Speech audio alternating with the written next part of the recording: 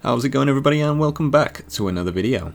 So I get asked quite a lot how I gather my clues, and I thought it's been quite a while since I did my last clue gathering guide, and since then there's been new items, new spells and new abilities, so I think it's about time I do a little bit of an update. So if you find this useful or you do enjoy it, then do give the video a like, dislike it if you dislike it, and if you are new then please do subscribe. We are getting really close to that 1k subs, which is a huge milestone, and it'll unlock a ton for the channel, so it only takes 2 seconds for you guys, and it is really appreciated. So if you haven't already, then do click that button. And we also have a Discord that I do keep forgetting to mention, so if you want to join that, then the link will be down in the description. With all that being said, let's get into the video.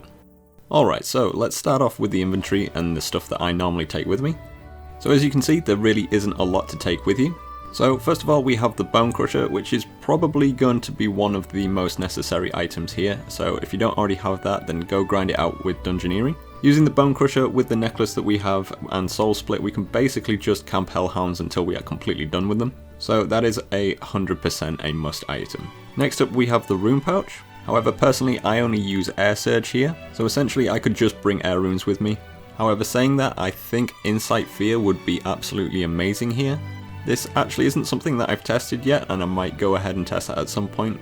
The only reason that I haven't really used it is because the rune cost for it is actually quite expensive, and that would absolutely eat into any profit made here.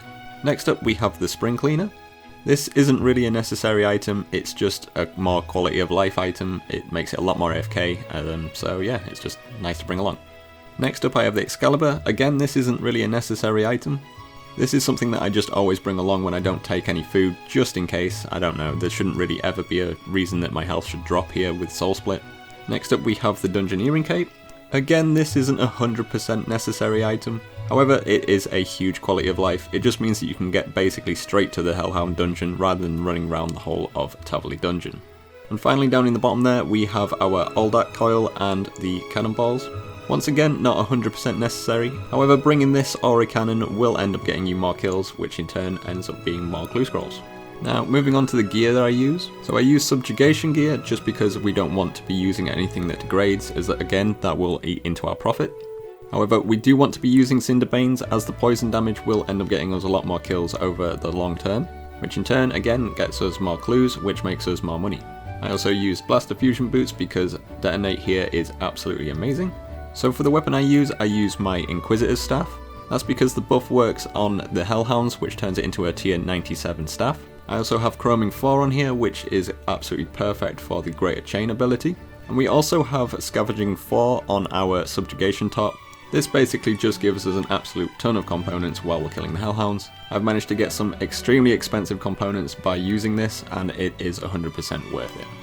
And finally, the last item that I would say that is 100% necessary is the Demon Horn Necklace. And just like the Bone Crusher, this is bought with Dungeoneering tokens at the Dungeoneering shop.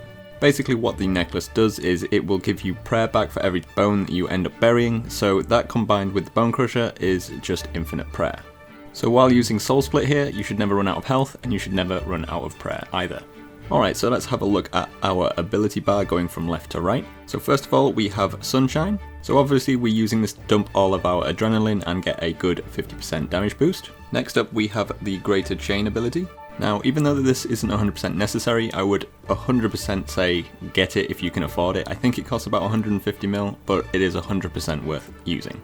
So for anyone that doesn't know what this ability does, basically any enemy that is hit by one of the chains will also be hit by the next ability used. So using this with the Chroming 4 means that I can hit up to basically 6 different enemies, which in turn basically means I can wipe the entire room in just 2 abilities. Next up is Corruption Blast. It's an insanely good dot that basically spread and pretty much killed the entire room within a couple of seconds. Next up I have Dragon Breath. This is just a nice AoE basic ability with a pretty short cooldown. Everything after that besides Detonate is basically just filler abilities. Detonate is super strong here. However, between Greater Chain and Corruption Blast, you probably won't have too much issue here. Alright, now that's out of the way with, let's talk about where we want to be putting this Aldak Coil, because it needs to be in a very specific place. So when you enter the dungeon, you will see on the north side of the room there is kind of like a triangle of rocks. You'll notice a single small rock on the west side of the wall. You basically want to move 1 tile east of it, meaning there is a 1 tile gap between you and the rock, and this is the place that you want to be putting the Aldak Coil down.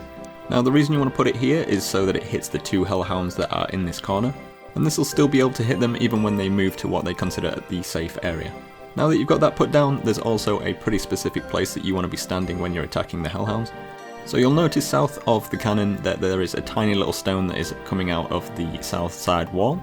And you'll also notice that on the west side wall that there's like a fire or a torch or whatever you want to call that there. Now basically you want to be stood on the square where these two would interject each other. So basically imagine like a backwards L, you would be stood on that kind of corner part of it. This is the square that you want to be stood on. Now the reason you want to be on this spot specifically is because it has the biggest aggro range of more hellhounds than any other spot in the room. So obviously the more that you can aggro, the more you're going to be able to AFK, the more you're going to be able to kill in an hour, and it's all just going to be a much better time overall. So really there's only going to be 2 different times that you're going to want to move from this spot. One being to reload your cannon, and 2 when the hellhounds decide to stop aggroing onto you. So when they do de-aggro, I usually just use my cape to teleport out and run back in, or if you don't have the cape then you can just run out the room and then obviously go back in and go back to where you were stood. But yeah, that's pretty much all there is to it for getting hard clues from hellhounds. There is also obviously now the scripture of Bic, which is absolutely insane for gathering clues while doing skilling. I've already done a video on testing that and it was absolutely insane, so if you haven't already checked that out then do, because I was super surprised on how good it was.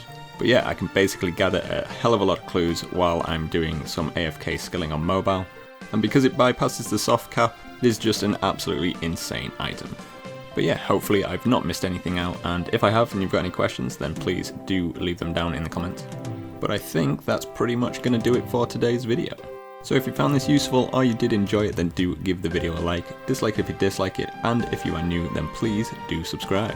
Like I said, we are almost at that 1k milestone, which will unlock a hell of a lot of stuff for our channel, and honestly it's just a huge milestone that I really want to hit.